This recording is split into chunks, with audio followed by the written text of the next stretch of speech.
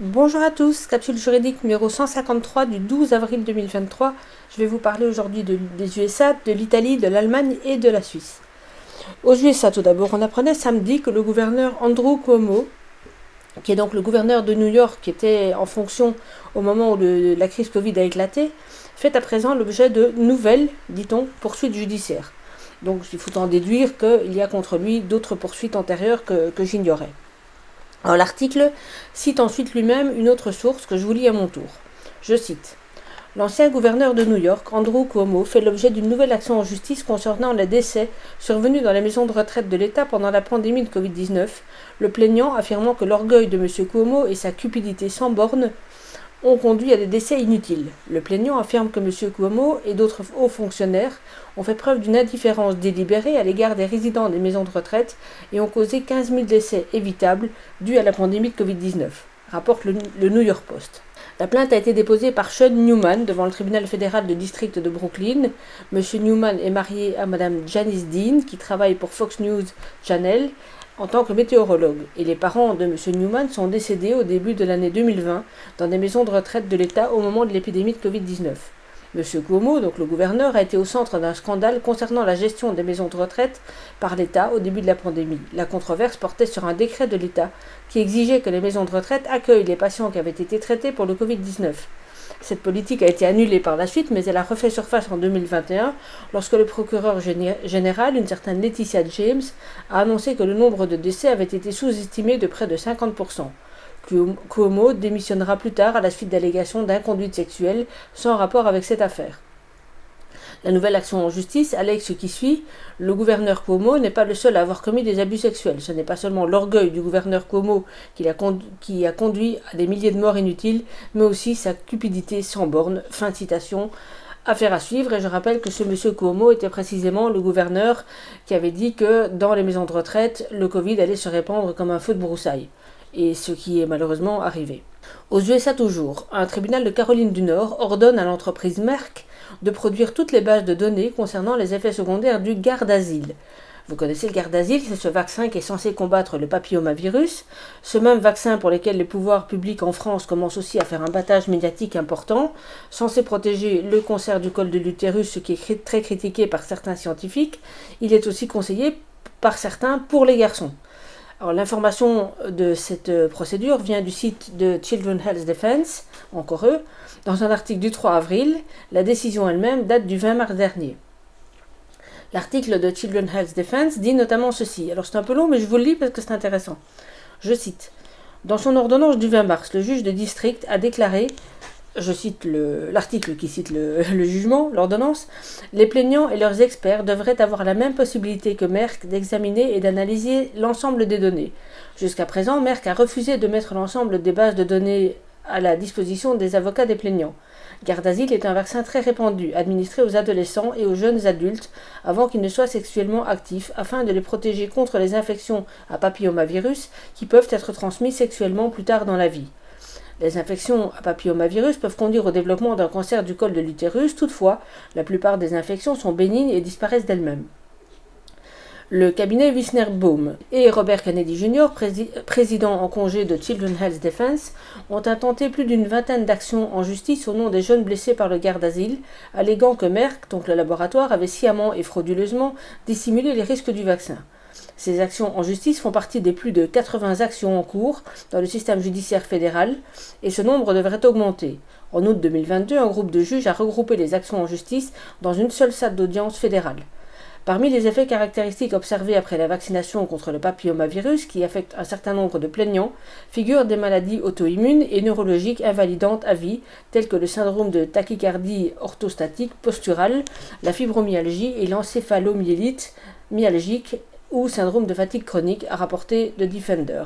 Des milliers de rapports d'effets indésirables dans le monde entier, des publications scientifiques évaluées par des pairs aux USA, en Australie, au Danemark, en Suède, en France et au Japon, ainsi que des statistiques publiées par des agences de santé publiques dans chacun de ces pays, démontrent des associations plausibles entre la vaccination contre le papillomavirus et les affections auto-immunes.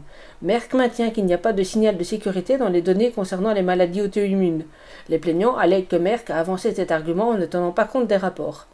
Bohm, donc l'avocat, si je vois bien, a déclaré au Defender que l'accès à cette base de données complète de rapports d'événements indésirables devrait permettre aux experts de mieux analyser l'étendue et les symptômes auto-immuns post-garde d'asile et de démontrer qu'il existe un lien de causalité statistiquement significatif entre le garde d'asile et les affections auto-immunes. Un peu plus loin, alors que Merck commercialise le garde d'asile comme étant sûr et efficace, j'ai déjà entendu ça quelque part, des signaux de sécurité sont apparus dès le début des essais cliniques du vaccin.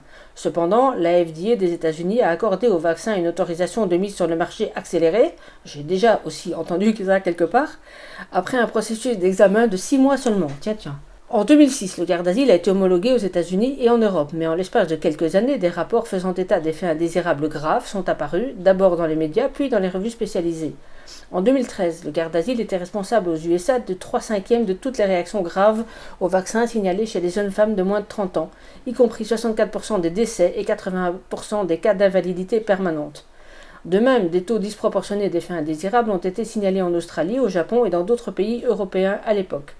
Pourtant, en 2014, la FDA a approuvé une nouvelle version du vaccin, le Gardasil 9, et en 2016, lorsque GlaxoSmithKline a retiré du marché américain son vaccin bivalent contre le papillomavirus, un vaccin qui s'appelait Cervarix, dont la concurrence était médiocre, le Gardasil 9 est devenu le seul jeu en ville. Gardasil 9 est approuvé par la FDA pour les hommes et les femmes âgés de 9 à 45 ans. En 2015, en raison du nombre élevé d'effets indésirables graves signalés au Danemark et dans le monde, l'autorité danoise de la santé et des médicaments a demandé à la Commission européenne d'enquêter sur le lien entre garde-asile et les effets indésirables graves. Plusieurs mois plus tard, l'Agence européenne des médicaments, l'équivalent européen de la FDA, a publié un rapport concluant à l'absence de lien entre les vaccins contre le papillomavirus et les effets indésirables neurologiques graves. Toutefois, un document confidentiel de l'Agence européenne du médicament, qui a fait l'objet d'une fuite, révèle un désaccord important entre les experts de l'agence.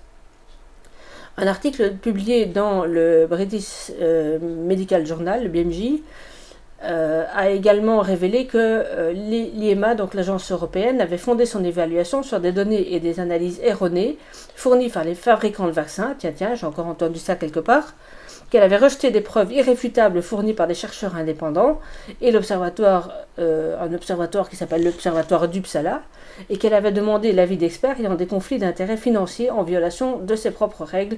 En fait, on rejoue toujours le même jeu, vous voyez ça comme moi. Je cite toujours, compte tenu des préoccupations actuelles en matière de sécurité liées aux révélations de l'étude erronée de l'Agence européenne du médicament, Rebecca Chandler et d'autres scientifiques ont mené d'autres recherches sur le lien entre le vaccin contre le papillomavirus et les troubles auto-immuns qui ont été publiés dans la revue Drug Safety en 2017. Les troubles auto-immuns peuvent être difficiles à identifier et prendre beaucoup de temps à diagnostiquer car ils se caractérisent généralement par des combinaisons d'un large éventail de symptômes qui peuvent être liés à un certain nombre de maladies. Un symptôme isolé ne peut pas fournir suffisamment d'informations pour alerter le médecin sur la cause sous-jacente. Pour identifier les troubles auto-immuns associés au vaccin contre le papillomavirus, Mme Chandler et son équipe ont procédé à une analyse en grappe de Vigibase, la base de données internationale de l'Organisation mondiale de la santé, sur les effets indésirables présumés des médicaments. Ils ont procédé à une analyse statistique des rapports sur les effets indésirables du gardasil, en recherchant des groupes de symptômes associés à des maladies auto-immunes, telles que le syndrome post-traumatique, le syndrome dépressif chronique et le syndrome de stress post-traumatique, plutôt que de se limiter au cas où une maladie auto-immune avait été définitivement diagnostiquée, et ont trouvé des taux statistiquement significatifs d'effets indésirables graves associés au garde-asile. Il s'agit de l'une des nombreuses études récentes établissant un lien entre le garde-asile et les problèmes auto-immuns. Dans le cadre de ce procès désormais consolidé, les plaignants demandent depuis plusieurs années l'accès à la base de données de Merck afin d'effectuer une analyse en grappe de toutes les données collectées par Merck. Il est difficile mais possible de poursuivre les grandes sociétés pharmaceutiques pour les lésions causées par les vaccins. Les fabricants de vaccins peuvent être tenus pour responsables des lésions causées par un vaccin entièrement homologué, à moins que ce vaccin ne soit ajouté au calendrier de vaccination des enfants établi par le CDC. Et le vaccin contre le papillomavirus figure dans ce calendrier. Les personnes blessées par les vaccins inscrits au calendrier des vaccinations infantiles peuvent demander une indemnisation dans le cadre du programme national d'indemnisation des victimes, financé par le contribuable, donc là on est aux États-Unis, une alternative de responsabilité sans faute au système juridique traditionnel pour résoudre les demandes d'indemnisation liées au vaccin. Mais de nombreuses personnes ignorent que les demandeurs qui ne sont pas satisfaits de l'issue de cette procédure peuvent poursuivre la société pharmaceutique directement devant un tribunal civil.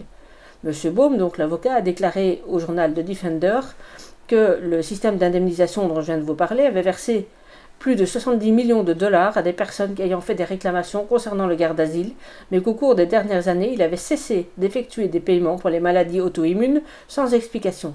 Les actions en justice intentées contre Merck, selon lesquelles le vaccin contre le papillomavirus aurait provoqué des complications auto-immunes débilitantes, sont les résultats de ce processus. M. Baum, l'avocat, a également expliqué qu'un plaignant ne dispose que de 3 ans à compter de l'apparition des symptômes pour déposer une plainte. Mais comme les maladies auto-immunes sont difficiles à diagnostiquer, de nombreuses personnes ne sont pas diagnostiquées avant que le délai de prescription n'ait expiré. Fin de citation. Donc de nouveau, une affaire qui ressemble vraiment beaucoup à ce qu'on vit aujourd'hui à propos des injections Covid. Et comme je le disais en lisant, c'est toujours le même mécanisme. On n'a pas des données qui sont faussées, qui ne sont pas transmises, des approbations dans l'urgence, etc. Alors en Italie maintenant, une plainte avait été déposée de son vivant par le professeur Luc Montagnier contre un infectiologue qu'il estimait avoir tenu des propos déplacés à son encontre. Le professeur Montagnier est ensuite décédé, on le sait, mais la procédure a été apparemment poursuivie par sa famille. Et le médecin poursuivi est le directeur du service des maladies infectieuses d'une polyclinique de la ville de Gênes.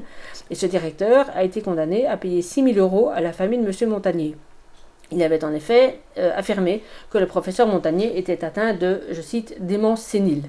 À l'origine, les avocats du professeur Montagnier demandaient 500 000 €, mais vous l'aurez compris, le montant des dommages et intérêts a été considérablement réduit.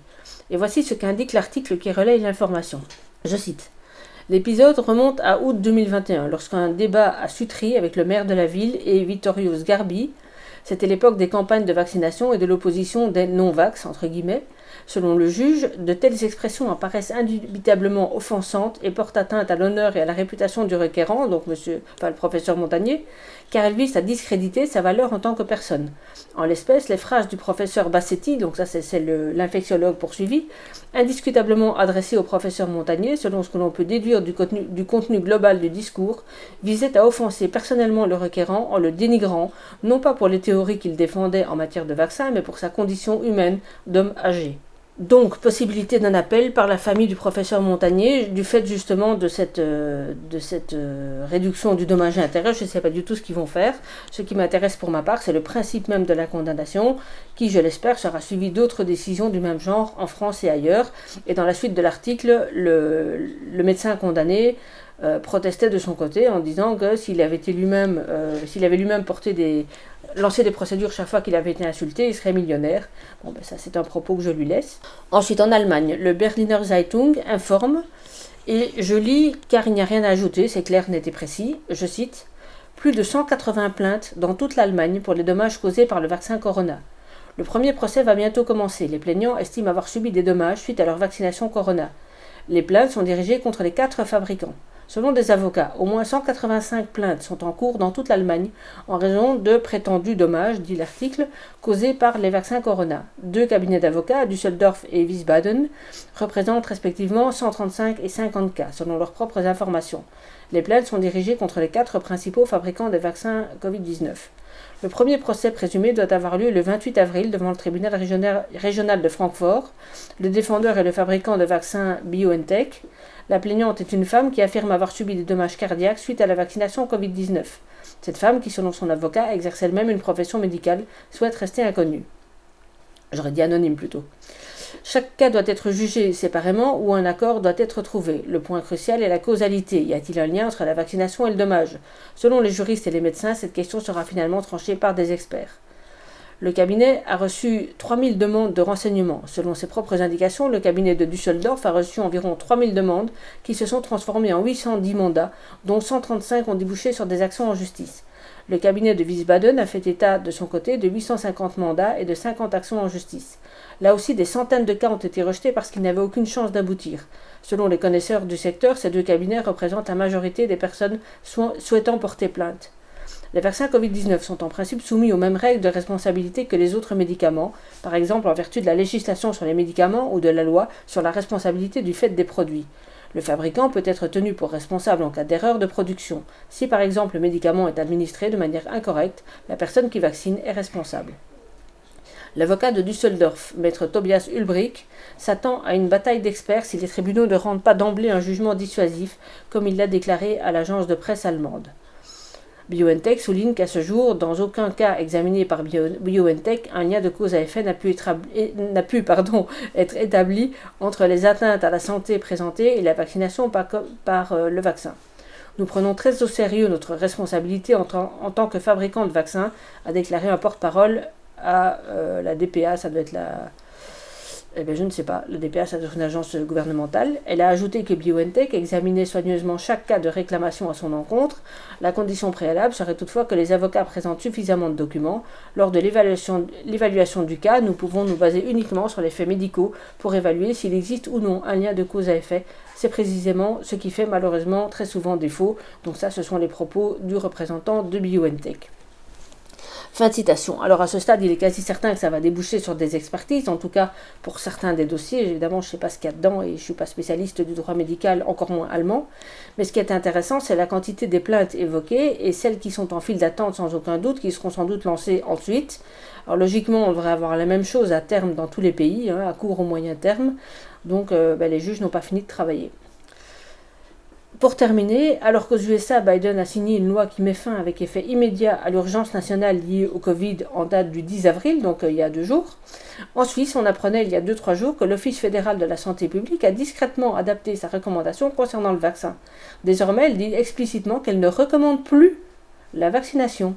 Semble-t-il sans indication d'âge, je n'ai pas vu de limite ou de tranche d'âge visée, donc si je comprends bien, c'est bien pour l'ensemble de la population. Et implicitement, ce qui est le plus intéressant, c'est qu'elle indique que les médecins qui injecteront désormais engageront leur propre responsabilité professionnelle. Et il me semble d'ailleurs que je vous avais dit dans une capsule, il y a très longtemps, au début que j'ai commencé à en enregistrer, que selon moi, ce qui allait arriver, c'est qu'à un moment, les pouvoirs publics allaient rejeter justement la faute sur les médecins, qu'ils ont pourtant poussé et quasiment contraints à vacciner à tour de bras, pour justement les laisser face à leurs propres responsabilités, ce qui, je le disais à cette époque-là, aurait au moins le mérite de faire réfléchir les médecins qui vaccinent encore. Voilà, donc là, on dirait que c'est un peu ce qui se passe là-bas. Alors, est-ce qu'ils vont faire une différence dans le temps et garantir, en tout cas endosser la responsabilité pour les injections faites avant le moment de se communiquer, qui date d'il y a 2-3 jours, ou est-ce qu'ils vont se mettre à renvoyer la responsabilité sur tous les médecins, quelle que soit la date de l'injection? Honnêtement, on peut se poser la question et j'espère de tout cœur que ça va faire réfléchir ceux qui continuent à injecter, puisque manifestement il y en a encore. Voilà ce que j'avais pour vous aujourd'hui. Je vous souhaite une belle journée, à très bientôt et tenez bon. Au revoir.